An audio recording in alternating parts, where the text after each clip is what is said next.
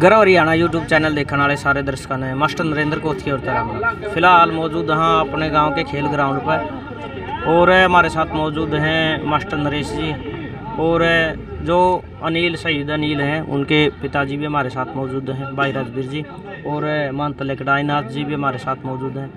तो मास्टर जी यहाँ तो पूछेंगे आज का जो यू एथलीट मीट है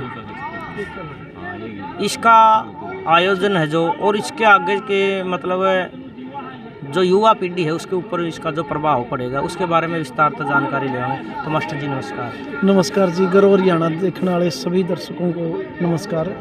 ये जो एथलीट मीट है ये शहीद अनिल फौजी की याद में उसके जो साथी थे वो चाहे भारतीय रेलवे के साथी हों या फिर इंडियन आर्मी के हों, उन सभी नौजवानों ने एक पहल की है कि हमारे दोस्त को हम कैसे याद करें। तो इस प्रकार से उन्होंने लगातार दूसरी बार ये एथलीट मीट करवाई है। पिछली बार इन्होंने कुछ इवेंट थे वो कम लिए थे, इस बार और ज़्यादा इवेंट लिए हैं ताकि ये अपने साथी को श्रद्धांजलि दे सके। ठीक। और मास्टर जी क्या कुछ इवेंट हैं और क्या कुछ उनका प्राइज है? जी इवेंट इनमें बॉयज़ के और गर्ल्स के ये इवेंट रखे हैं।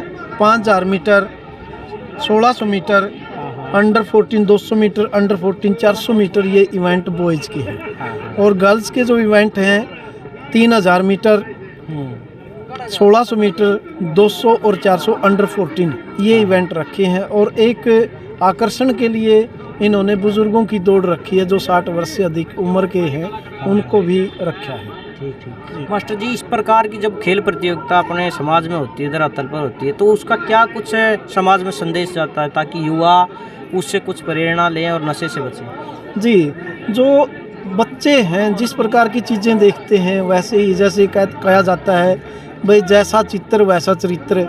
जो चीज़ें हम देखते हैं संस्कार में आदतों में वही चीज़ें जाती हैं। आज बच्चों को ये इवेंट देखने को मिले हैं तो लगातार बच्चे इनको अभ्यास करेंगे, वो इनको कॉपी करेंगे, अनुसरण करेंगे।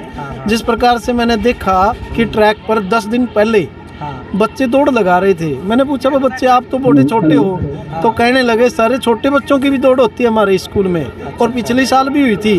तो हम सब के लिए बहुत अच्छा है और हम सैल्यूट करते हैं इन फौजी साथियों का, इन रेलवे के साथियों का कि इन्होंने पूरे गांव को जोड़ने का काम किया है और इस प्रकार की शुरुआत दी है, साझी शुरुआत कि सभी 36 बिरादरी के बच्चे खिलाड़ी इसमें भाग लें और अपना सहयोग दें। मास्टर जी जैसे जो भी खिलाड़ी भाग लेते हैं, खिलाड़ी में एक नेतृत्व का विशेष गुण आता है इसमें, तो इसमें नेतृत्व का जो गुण आता है उसमें वो योग्यता होती है वो कि एक नेतृत्व करता है और उसके साथ साथ बहुत से जैसे शारीरिक बलिष्ठता और ताकत है, उसके साथ साथ सहन शक्ति, तो इन गुणों का कहीं ना कहीं निखार होता है। जी बहुत सारी चीज़ें हैं। हम किसी भी गांव में जाते हैं जिस प्रकार से हम किसी गांव में जाएंगे अकेला वहां से इनाम जीत कर नहीं आएंगे, केवल वहां से जीत हासिल करके नहीं जाएंगे।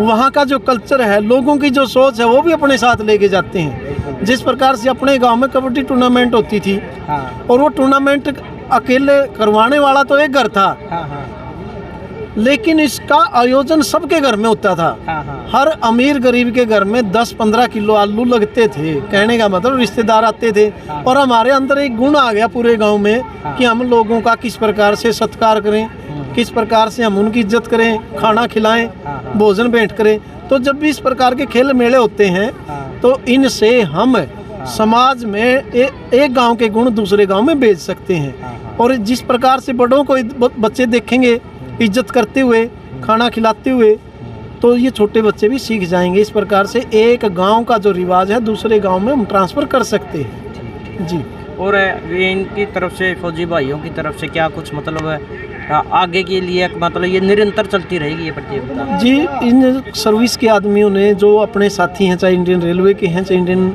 आर्मी के हैं, इन्होंने घोषणा कर दी कि हम लगातार गांव से इन्होंने किसी प्रकार का चंदा नहीं लिया, किसी प्रकार के चीफ गेस्ट को नहीं बुलाया है क्योंकि ये इलेक्शन का समय है। अब 10 लोग थे टिकटार्थी और आने के, वो 1 लाख रुपए भी दे देते, लेकिन इन्होंने सिरे से नकार दिया भाई हमें पैसा नहीं चाहिए, हमें ऐसी चीज़ें चाहिए जो हम लगातार कर सकें। हो सकता कि 10 चीफ गेस्ट आ जाते, 10 लाख रुपए भी दे जाते, फिर ये जो सैनिक हैं, जो सिपाही हैं, जो आर्मी वाले हैं, ये कहते हैं कि हम लगातार करवाना चाहते हैं। इस बार तो इलेक्शन है, लोग चंदा दे जाएंगे, अगली नेक्स्ट ईयर कोई इलेक्शन नहीं है, कोई चंदा नहीं देगा और इतना बड़ा इवेंट हम करवा नहीं पाएंगे। हम अपनी जेब के अनुसार ही लगातार इवेंट करवाएंगे। ये इनकी बहुत अच्छी सोच है। किसी भी गांव के साथी से, किसी भी चीफ गेस्ट से इन्होंने पैसा नहीं लिया है और चीफ गेस्ट भी अनिल फौजी के पिताजी को ही बनाया है। ये बहुत अच्छी सोच है। और मास्टर जी,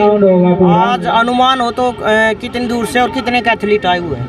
एथलीट चरखी दादरी से, महेंद्रगढ़ से आए हैं, बाडड़ा से आए हैं, तोशाम से आए हैं, रोहतक, पानीपत, इसराना, यमुनानगर, हर जगह से एथलीट आए हैं। और बहुत चोटी के अच्छी एकेडमियों के बच्चे हमारे बीच में आए हैं, वो चाहे लड़कियां हो चाहे लड़के हों, बुजुर्ग हों।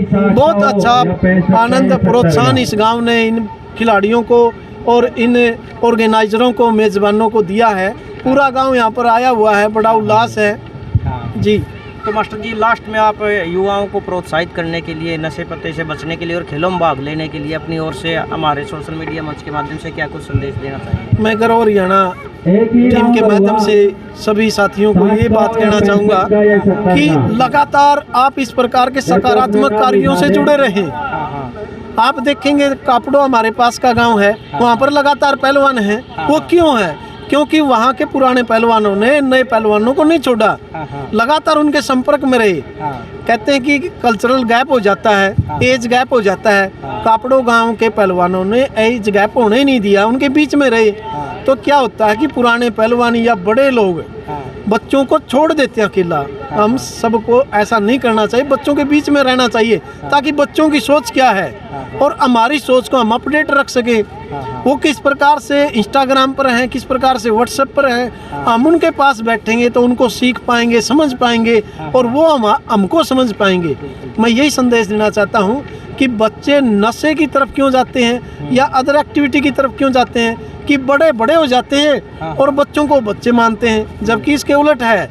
बच्चे बच्चे नहीं हैं, वो हमारे साथ की सोच के हैं। जिस एंड्रॉयड एज में हम जी रहे हैं, उसी एंड्रॉयड एज में बच्चे जी रहे हैं। हमें बच्चों के साथ रहना होगा और उनके खेल में शामिल होना पड़ेगा, उनके अभ्यास में शामिल होना पड़ेगा। मैं यही संदेश देना चाहता हूँ सभी पेरेंट्स को, सभी खिलाड़ियों को कि वो नए बच्चों को अकेला ना छोड़ें। कहने का मतलब है वो गेम करता तो उनके साथ जाएं, भले ही आप दौड़ ना लगाएं, ट्रैक पर बैठें, उनको आप टिप्स दें। तो बच्चा डाइवर्ट तभी होता है जब उसको समय मिलता है। आप बच्चों के साथ रहें, उनके बीच अटखेलियाँ करें, उनके साथ मजाक करें, उनको अनुशासित रखें, उनको अच्छे बुरे के बारे में बताएं, बड़े ही बताएंगे। मेरा यही कहना है कि सभी बच्चे अगर वो ग्राउंड पर जाएंगे तो नशे करेंगे नहीं। ग्राउंड पर बड़े नहीं जाते, छोटे भी नहीं जाएंगे। बड़ों को भी ग्राउंड पे आना चाहिए, पूछना चाहिए ये एथलीट कौन से गांव का, कहाँ का है, उसको प्रोत्साहन देना चाहिए। मेरा यही शब्द और जय हिंद। ठीक मास्टर जी, और एक और ये सच्चाई है कि जो समय बिगड़ने का वही समय प्रैक्टिस का है। बिल्कुल है। वो 3 बजे से 7 बजे का शाम का जो समय है वो पीक समय है। पहले देहात में क्या होता था, खेत में काम करने के बाद भी वो ग्राउंड पे आते थे सभी। बड़ों की टीम अलग होती थी, छोटों की अलग होती थी, उनसे छोटों की अलग होती थी।